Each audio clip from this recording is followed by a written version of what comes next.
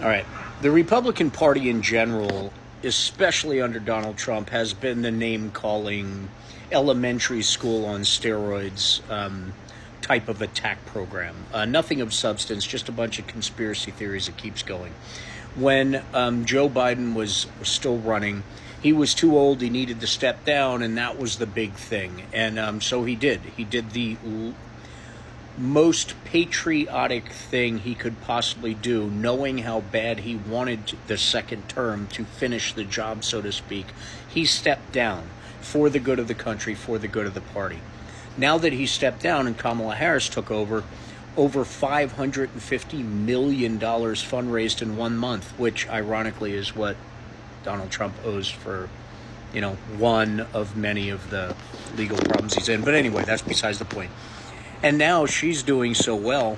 Now she's the plant. She's this, she's that. She's the conspiracy. And they screwed over poor Joe Biden. And now Trump wants to run against Joe Biden again because he realizes this black woman, half Indian black woman, which two cultures he can't stand, is whooping his ass. So they tried to go after her as a DEI hire, and she, knee pad slept her way to the top, and all these bullshit conspiracies, which is really, really ironic.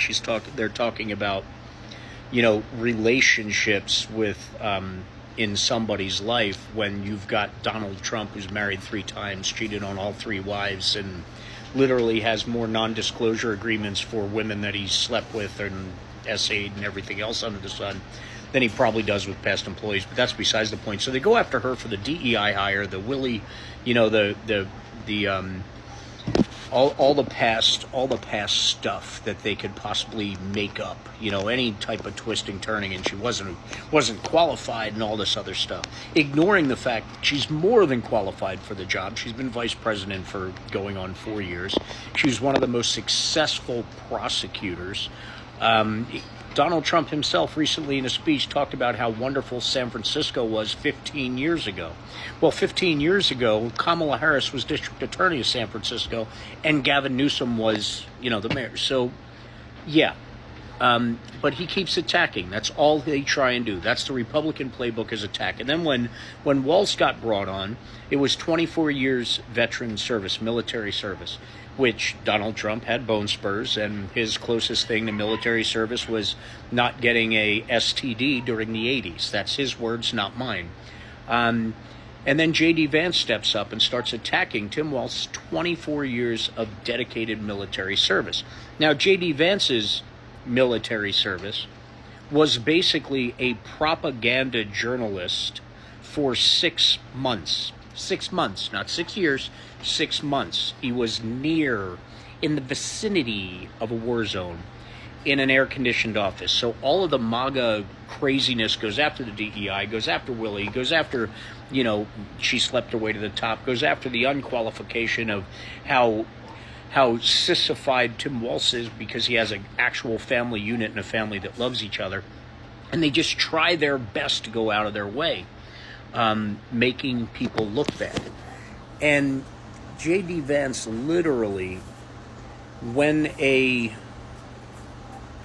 missile, unalives 200 people, his job was to write a press story saying shrapnel from a missile blown up in midair was taken by the wind off course 150 miles and accidentally. That was his job, to come up with that type bullshit. Like Israel is doing every time a children's hospital gets blown up, and Russia is doing in Ukraine as of this morning as well. That was J.D. Vance's job. That was his military experience. So when they're talking about stolen valor and all this other stuff, and then you've got J.D. Vance going on stage talking about family values and everything like that, and little semen sample cups for the J.D. Vance Family Starter Kit. This is beyond. This is beyond reason, beyond sanity, beyond everything. And now they have run out of things to attack people on. So as of today, it's August 26th, they are going after Tim Waltz's dog. His dog that he takes hunting with him. because he's a hunter. And he was a state champion football coach, bringing his football team, his high school football team, to the state championship. And he was a history teacher. And maybe, just maybe, that's why MAGA and Donald Trump and the Republican Party hate him so much, because he actually taught history, which is what the Republicans are constantly trying to erase. History. And what he taught was probably half the books that are being banned right now in Florida and other states. But anyway, that's besides the point. So now the new thing is going after his dog. They're going after Waltz's dog on a day that Donald Trump went to Arlington Cemetery for no reason at all to lay a wreath, gave thumbs up and peace sign with a big smile on his face, standing over the graves of, as Donald Trump has said many times, losers and suckers, and what do they get out of it? And then he posted that a Civil War soldier, veteran, came up to Donald Trump and with tears in his eyes said, "I know you would have been a better general than General Patton if it weren't for those painful bone spurs." He actually posted that. Civil War veteran talked to Donald Trump personally with tears in his eyes. Less than a week after Trump Truth Socialed about the great O.J. Simpson and I were playing football one day, and O.J. looked at me with tears in his eyes and thanked me for playing football with a black man. And Mr. President, you run faster than anyone I've ever seen. O.J. Simpson apparently said that to Donald J. Trump with tears in his eyes. And remember, a couple weeks before that, all these big, muscular black men coming up to him, telling Donald J. Trump that he's their hero, with tears in their eyes. It is exhausting reading this stuff coming from somebody who claims to be the bigliest, brainliest, stable genius on earth, that is trying to get the most powerful job in the world. And it's exhausting knowing that there's even 10 people in this entire country that would consider it. Knowing that there's a couple million, and those same people were saying President Biden's not capable of the job.